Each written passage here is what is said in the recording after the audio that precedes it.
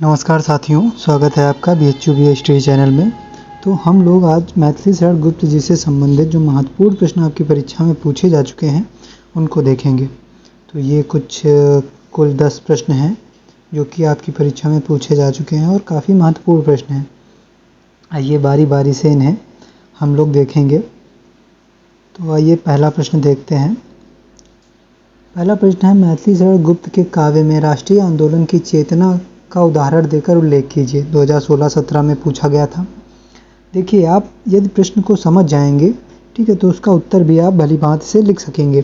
तो इसमें कहा गया है कि मैथिली शरण गुप्त जी जो थे, उनके काव्य में राष्ट्रीय आंदोलन की चेतना अर्थात विचारधारा, ठीक है, उनके जो उन्होंने काव्य लिखा उसमें राष्ट्रीय आंदोलन को जागृत करने के लिए कैसे विचार उसमें प्रस्तुत किए गए, ठीक है, उनकी कविताओं का उदाहरण देकर हमें इस प्रश्न में लिखना है।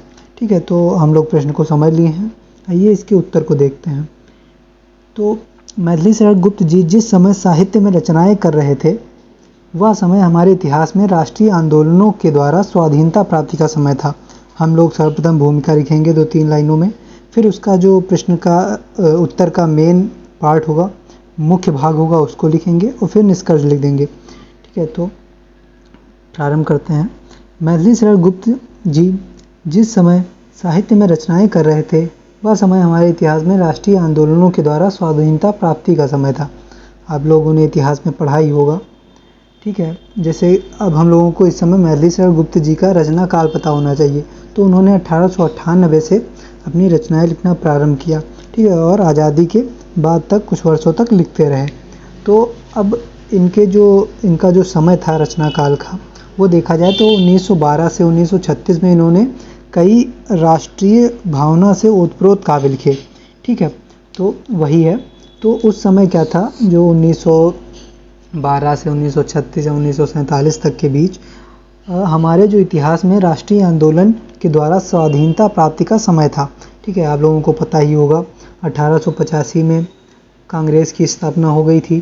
ठीक है, 1917 ईस्वी में गांधी जी भी आ गए थे भारत में और उन्होंने भी अपने अनुसार अहिंसा और सत्याग्रह के द्वारा कई आंदोलन करवाए, जिससे कि हम लोगों को स्वाधीनता की प्राप्ति हो सके।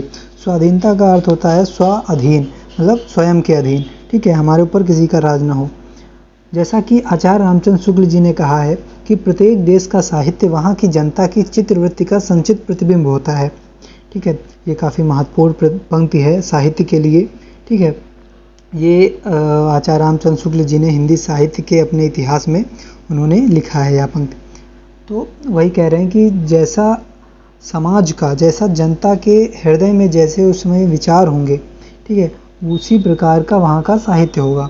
तो चूँकि 1912 से 1936 तक राष्ट्रीय आंदोलन की चेतना संपूर्ण समाज में, भारतीय समाज में व्याप्त थी, इसलिए मैथिली शरण गुप्त जैसे राष्ट्रकवि के काव्यों में राष्ट्रीय आंदोलनों की चेतना का दिखना स्वाभाविक हो जाता है। चेतना का अर्थ अगर सामान्य अर्थों में देखें तो चेतना का अर्थ हो जाए विचारधारा।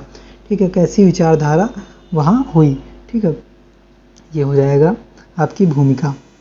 गुप्त जी ने, आगे देखते हैं, गुप्त जी ने न केवल प्रत्यक्ष रूप से राष्ट्रीय आंदोलनों में सक्रिय रहे, अपितु अपनी लेखनी के माध्यम से भी निरंतर राष्ट्रीय आंदोलनों की चेतना को जन जन के मध्य पहुंचाने का सराहनीय कार्य किया। उन्होंने अपनी कृति रंग में भंग, जयद्रथ वध आदि काव्यों में राष्ट्र प्रेम के तत्वों को उद्धृत किया। उद्धृत मतलब उजागर किया या उभारा।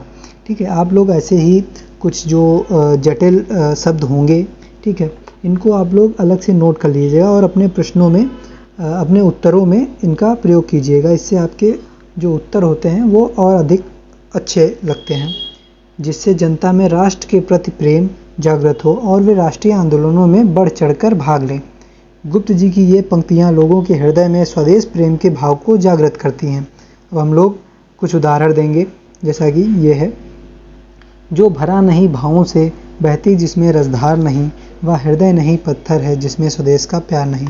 ठीक है, तो ऐसे काव्य उन्होंने मैथिली शरण गुप्त जी ने रचे।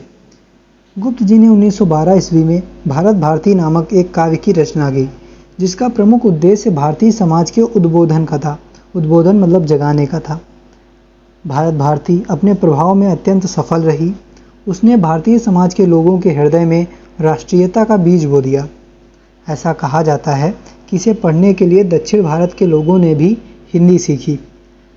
भारत भारती में कवि ने भारत के अतीत, वर्तमान और भविष्य तीनों खंडों का विवेचन किया है।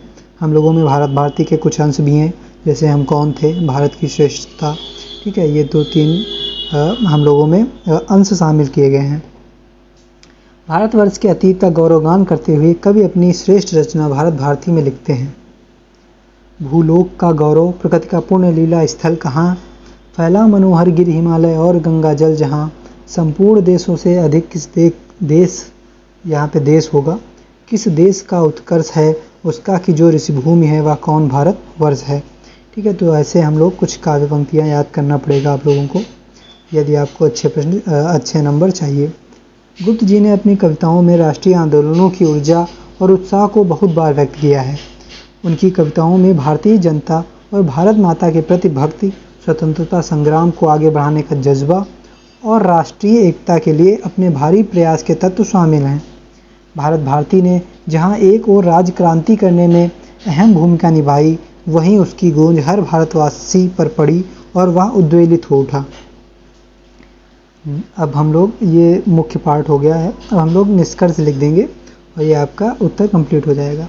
देखिए, जो हिंदी साहित्य है, ठीक है, इसमें आपका पूर्ण सब्जेक्टिविटी होता है कि आप अपने अनुसार उत्तर लिख सकते हैं। इसमें विज्ञान या गणित के भांति ऐसा नहीं होता है कि जो उत्तर है वही उत्तर ही होगा।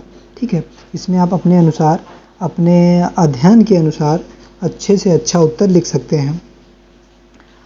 तो अब हम लोग निष्कर्ष देखेंगे। निष्कर्षतः हम कह सकते हैं कि स्वाधीनता संग्राम के साहित्य में मैथिली शरण गुप्त जी का नाम एक विशेष महत्व रखता है। उनका काव्य राष्ट्रीय आंदोलन की चेतना को जागृत करने में सक्षम रहा है। गुप्त जी की राष्ट्रप्रेमी काव्यों के कारण साहित्य जगत इन्हें राष्ट्र कवि मैथिली शरण गुप्त के नाम से संबोधित करता है। आप लोगों को पता ही होगा कि महात्मा गांधी जी ने इनकी भारत भारती रचना जब पढ़ी, तब उन्होंने ही इनको राष्ट्र कवि की पदवी दी। ठीक है, तब से इन्हें राष्ट्रकवि मैथिली शरण गुप्त जी के नाम से जाना जाता है। मैंने इनके जीवन परिचय में आप लोगों को बताया ही था, तो ये आपका हो जाएगा, ये आपका कंप्लीट हो जाएगा।